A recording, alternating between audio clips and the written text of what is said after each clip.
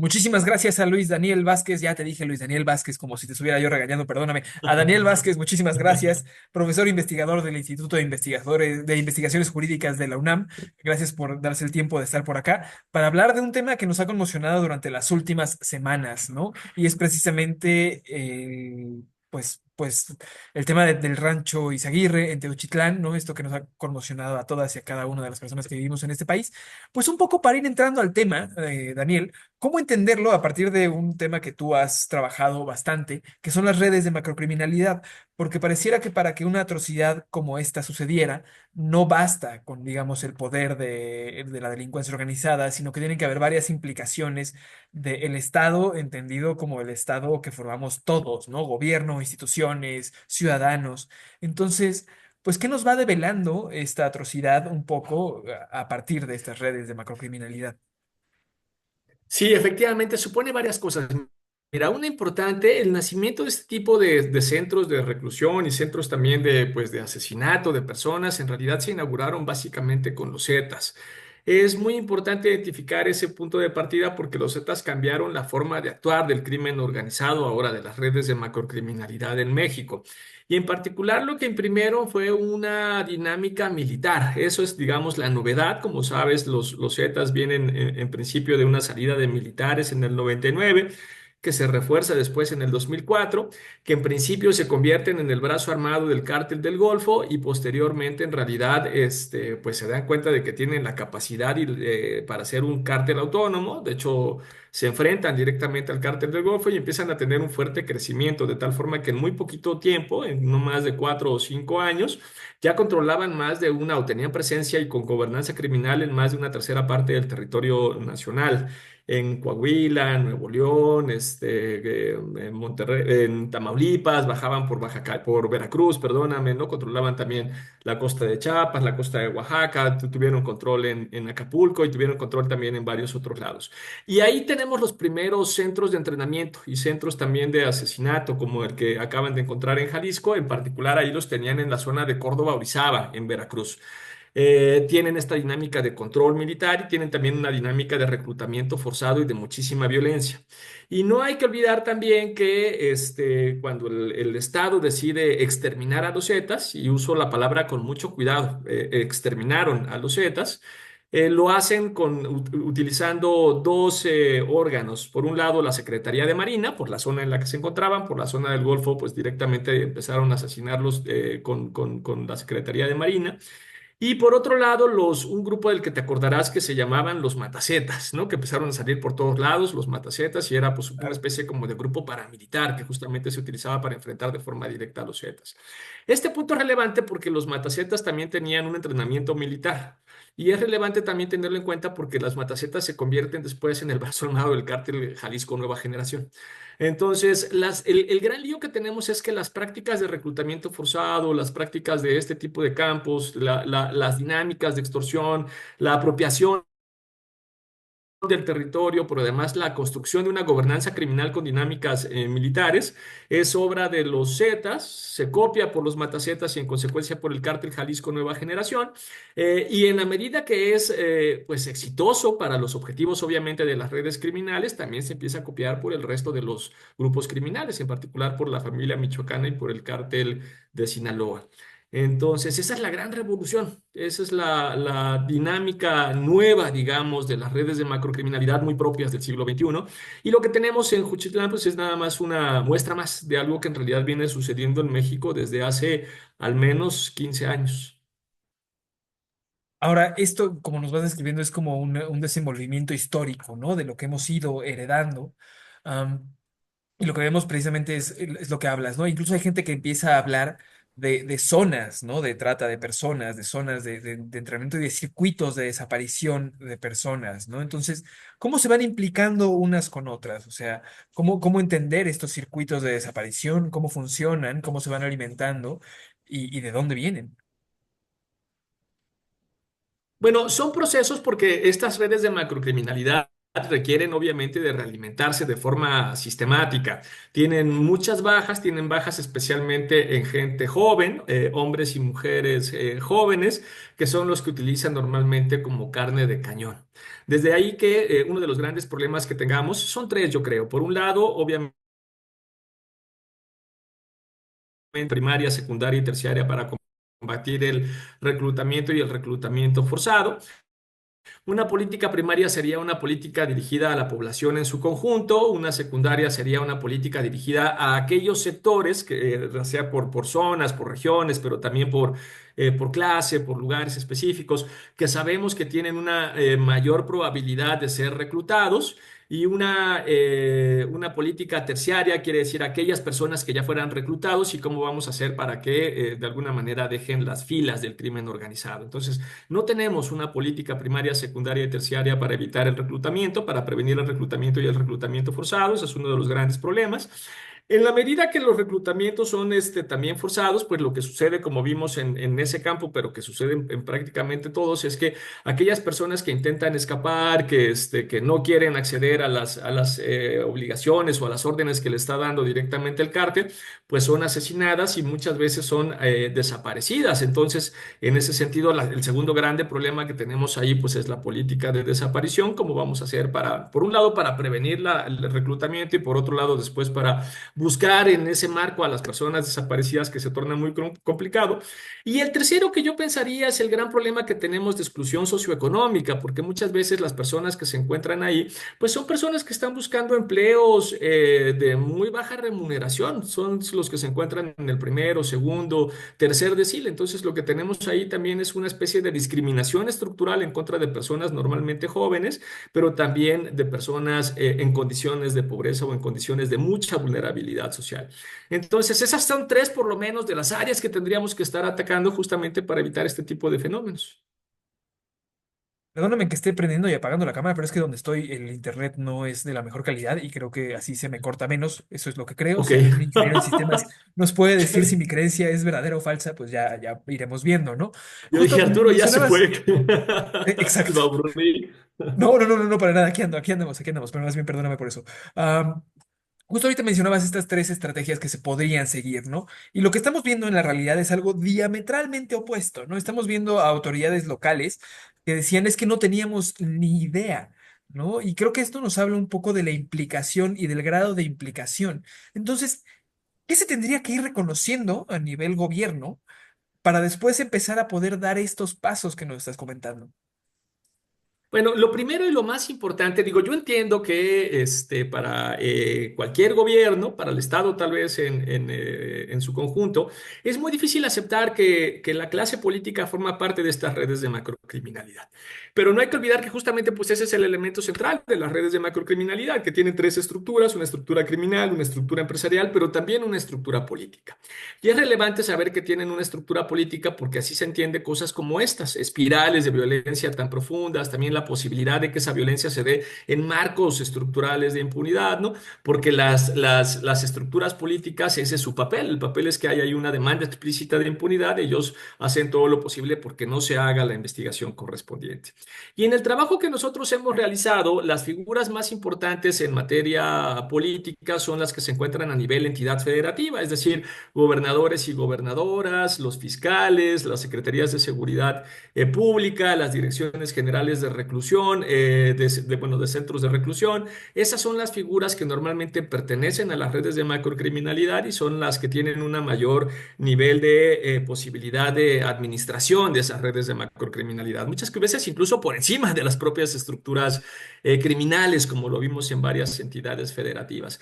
Entonces, el punto de partida es aceptar que tenemos una estructura política dentro de esas redes. Y en el caso de Jalisco es como muy claro. Lo que vimos que sucedió con la Fiscalía de Jalisco ya no nos habla de un problema de capacidades, ¿no? De la Fiscalía. Más bien nos habla abiertamente de colusión, de que la Fiscalía trabaja para el crimen organizado, trabaja en particular para el cártel Jalisco Nueva Generación. Pero esto que vimos en Jalisco sucede en realidad en muchas otras entidades federativas donde las fiscalías se encuentran prácticamente capturadas.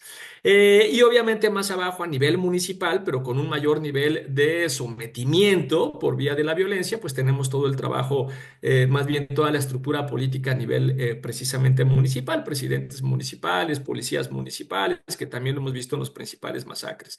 Entonces, lo primero que tendríamos que aceptar es que tenemos una estructura política. Es difícil además en el marco del conflicto que tenemos con Trump, pero tendríamos que aceptar que claro que hay una estructura política dentro de las redes de macrocriminalidad y que hasta en tanto no se desmantele esa estructura política en concreto y se descapturen las instituciones, los órganos encargados de la procuración de justicia, de la seguridad pública, pues esto no va a cambiar, ¿no? El principal problema que tenemos, la principal dificultad que encontramos cuando queremos construir paz es que las policías municipales, las policías estatales, algunos regimientos militares, muchas veces también las policías de investigación o las fiscalías, tal vez en su conjunto, forman parte de esas redes. Entonces, enfrentar a la red de macrocriminalidad, pero también a este aparato estatal que forma parte de esa red de macrocriminalidad, desde la pura organización social, se torna prácticamente imposible. Y en zonas en específico como Jalisco, como Guerrero, como Michoacán, pues eso es prácticamente imposible. Entonces, lo primero es eso, tenemos que reconstruir a nuestros entes gubernamentales desde cero, ¿no? Y eso supondría romper también el ya histórico y fundacional pacto de impunidad que lamentablemente se tiene al interior de la clase política. No hay ningún reconocimiento de eso y en consecuencia tampoco hay una política de combate a esa impunidad ni tampoco ese rompimiento del pacto de impunidad que es fundacional para la conformación del Estado mexicano. Si no avanzas con eso, muy difícilmente vas a desmantelar una red de macrocriminalidad. Ahora, un poco me alegra mucho que toques este tema, ¿no? Porque creo que es uno de los puntos más finos que tenemos ahora. Precisamente creo que a la par del caso de Teuchitlán salió otro caso en el cual Estados Unidos estaba muy metido, en el que se descubrieron unos campos de exterminio en otro país y en los cuales Estados Unidos dijo, pues apuntadísimos, ¿no? Porque pues ya sabemos que los intereses injerencistas de Donald Trump pues están a la orden del día. Entonces, pues si esta fuera la pregunta, como si fuera la pregunta del millón, ¿no? ¿Cómo atenderlo? Pues digamos, tapándole un ojo al vecino del norte que trae ganas, ¿no? O sea, ¿cómo decirle? O sea, sí tengo este problema, pero no tengo este problema, no me vengas a invadir. Claro, yo creo que la mejor forma es precisamente haciendo políticas efectivas de atención. Mira, nosotros propusimos como varios elementos para la construcción de paz. Entonces, lo primero que necesitamos para la construcción de paz, lo primero es que la paz se construya a nivel local, muy local, casi que barrio por barrio, a veces casi calle por calle, ¿no? Comunidad rural por comunidad rural, así es como vamos construyendo la paz, porque además de estas no más de 9 o 10 redes de macrocriminalidad, el gran problema que tenemos en México es que tenemos también alrededor de 500 células armadas que operan a nivel muy localizada. Y el trabajo se tiene que hacer desmantelando cada una de esas células que están a nivel muy local. Por eso es que la paz se construye a nivel local. Entonces, el primer tipo de política que necesitamos es desarme, desmovilización y reinserción social de esas 500 células armadas. Lo voy a repetir, la política tendría que ser de desarme, desmovilización y una política de reinserción social. Sería como la política terciaria de reinserción social o la política terciaria de prevención del reclutamiento, sería justamente eso es lo que tendríamos que echar a andar. Lo siguiente que tendríamos que hacer es una política de reconstrucción del tejido social que está totalmente roto, porque justamente ese es el principal problema que tenemos con el reclutamiento. No es lo mismo que una comunidad o un barrio se enfrente a un ente externo, que conocemos como red de macrocriminalidad, a que en realidad se está enfrentando a un ente que está conformado por el hijo del vecino, por mi sobrino, por algún otro amigo o familiar o por, ¿no?, el hijo de algún conocido. Cuando eso sucede por los procesos de reclutamiento, lo que empieza a suceder es, bueno, primero hay una parálisis por parte de las posibilidades efectivas de resistencia de esas comunidades o de esos barrios, porque pues obviamente es enfrentar a la comunidad con la comunidad misma, pero por otro lado también hay una fuerte ruptura de ese tejido social, de ese tejido comunitario, entonces también eso se tiene que reconstruir espacio por espacio, lugar por lugar. Y junto a eso necesitamos hacer una reconversión de las economías ilícitas por economías lícitas, por lo que contaba hace un rato, porque lo que tienes ahí es un problema de discriminación estructural en contra de los jóvenes, pero que se encuentran sobre todo en situaciones de pobreza o de vulnerabilidad social. Entonces tenemos que darles opciones reales de vida, ¿no? Y conforme vayamos avanzando en los procesos de ir construyendo paz a nivel municipal, entonces también tenemos que hacer un proceso de reconstrucción de nuestras policías, que en el caso de México son alrededor de 2.000 cuerpos de policía, de reconstrucción también de nuestro sistema de fiscalías, de las 33 fiscalías, que en realidad no están funcionando porque son una herencia del viejo régimen para construir una procuración efectiva de justicia. Y hay un par de figuras más que podrían ser muy útiles porque también necesitamos verdad y justicia para las víctimas de esas graves violaciones a derechos humanos. Entonces, algo que hemos propuesto desde hace mucho tiempo es generar una Comisión Nacional de la Verdad, saber qué es efectivamente lo que ha sucedido desde la declaración de la guerra contra el narcotráfico en diciembre del 2006 hasta la fecha, con una Comisión Nacional que operará de forma regional seguramente, pero que en principio dará un gran informe con características nacionales para saber qué fue lo que sucedió, y un mecanismo internacional contra la impunidad, parecido, por ejemplo, a lo que teníamos con el GIEI, pero con una capacidad más amplia de tanto de investigación como de acción penal, ¿no? Eso sería lo que estaríamos buscando. En la medida que se observe que tenemos procesos, políticas, que estamos echando a andar cosas que están siendo efectivas, pues bueno, en ese marco obviamente le quitas la posibilidad al gobierno de Trump y a cualquier otro gobierno de decir en México no solamente gobierna el narco, sino que no se hace nada, ¿no? Por el contrario, estamos avanzando y estamos avanzando bien en ese sentido. Y eso es lo que lamentablemente no terminamos de mirar, ¿no? Bueno, ni en este sexenio, ni en el anterior, ni en los de atrás, ¿no? O sea, desde hace muchos años que tenemos este pendiente. Justamente ahorita creo que tocas un tema que me parece muy importante, que es el de justicia, verdad, reparación y justicia, ¿no? Entonces, digamos que de la parte y de las garantías de no repetición, las garantías de no repetición entiendo, tendrían que pasar por esta reconversión y por darle opciones a la gente de vivir, ¿no? Para tener esta construcción de paz. Y hay otro tema que me parece que importantísimo, que es el de la verdad, ¿no? Porque pareciera que el gobierno federal al principio de su sexenio no tocaba el tema de los desaparecidos, no estuvo dentro de los 100 compromisos de Claudia Sheinbaum y pareciera que ahora que estalla el globo en la cara, pues dicen, tenemos que hacer algo, ¿no? Y entonces empiezan a haber anuncios esta semana de que se van a empezar a homologar bases de datos, que van a haber protocolos de búsqueda actualizados, que se va a cambiar precisamente el alerta, ¿no? De desaparición para buscar a una persona inmediatamente y no tener que esperar 3 días como se hacía antes. Entonces, pareciera que esta construcción de la verdad empieza a llegar, pero a partir de la contingencia, ¿no? Entonces, pues la primera es saber si las propuestas que vienen desde el gobierno federal para encontrar esta verdad son las suficientes y si sí nos van a llevar a eso. O qué más podríamos esperar de esto. Claro.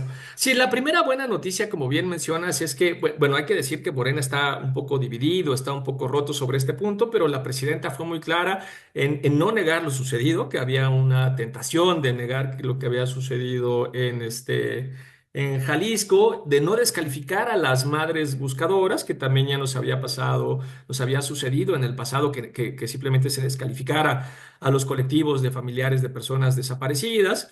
Y de tomar medidas, de tomar algunas medidas sobre, después podemos discutir si fueron las adecuadas, si no, si en realidad todas esas medidas que mencionaron pues ya estaban en la ley o ya se estaban aplicando, o más bien ya estaban establecidas pero no se están implementando, o incluso pues son problemas que vienen heredados, digamos, del gobierno anterior. Pero bueno, esa es una buena noticia. La buena noticia es que la presidenta no cayó en la tentación de la negación, no cayó en la tentación simplemente de la descalificación, y eso me parece que es una muy buena noticia. Aunque en Morena sigue habiendo algunos actores, algunas declaraciones que van de los sectores duros, por decirlo de alguna manera, que van un poco más hacia allá. Dicho eso, el gran problema es que se focalizaron demasiado en la búsqueda, cosa que en sí mismo no está mal, pero no hicimos una política de prevención del reclutamiento y no hicimos una política de prevención también de la desaparición. Entonces, el gran problema, y bueno, las únicas políticas de prevención de reclutamiento y de desaparición necesariamente pasan por el desmantelamiento de estas redes de macrocriminalidad y la construcción de paz. De tal forma que si no tenemos una política de desmantelamiento de redes, de construcción de paz, de combate a la impunidad, pues probablemente mejoramos nuestras herramientas, mejoramos nuestros instrumentos de búsqueda, pero vamos a seguir teniendo a miles de personas desaparecidas en el futuro. Entonces, por eso no basta mejorar nuestras herramientas de búsqueda, tenemos también que avanzar en la prevención del reclutamiento y avanzar en la prevención de la desaparición. Y ahí creo yo está el principal de los pendientes. Me parece que ese sería como el principal de los elementos que nos está haciendo falta. También es una buena noticia, como ya decías, el hecho de que por lo menos el tema aparezca en la agenda en principio nacional, pero que también aparezca en la agenda presidencial, porque en efecto, y también es totalmente entendible, no era uno de los elementos centrales ni de la plataforma electoral, en donde solo se mencionaba en una ocasión a las personas desaparecidas en su plataforma electoral, aunque sí había cosas sobre reclutamiento, eso hay que decirlo. Y también había una intención de mejorar el contacto con las madres buscadoras, pero estaba en la plataforma electoral y después desaparece por completo en las primeras acciones de gobierno.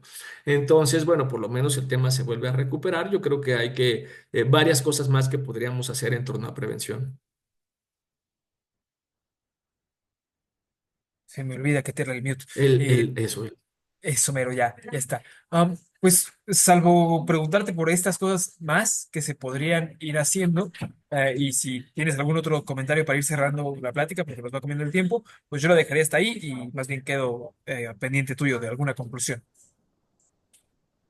No, perfecto. Me parece que mencionamos los elementos centrales. Qué bueno que el tema está en la agenda, pero todavía hay muchos otros elementos que tendrían que establecerse para poder tener una política integral. Pues Daniel, muchísimas gracias por estos minutos, por ayudarnos a diseccionar y por ir entendiendo todo esto poco a poco y con un mayor grado de profundidad más allá del horror que se nos presenta y del desaseo con el que se ha ido presentando el caso. Creo que nos ayudó mucho a entender. Un abrazo, Arturo. Cuídate mucho. Chao. Salúdame a Daniela. Seguro.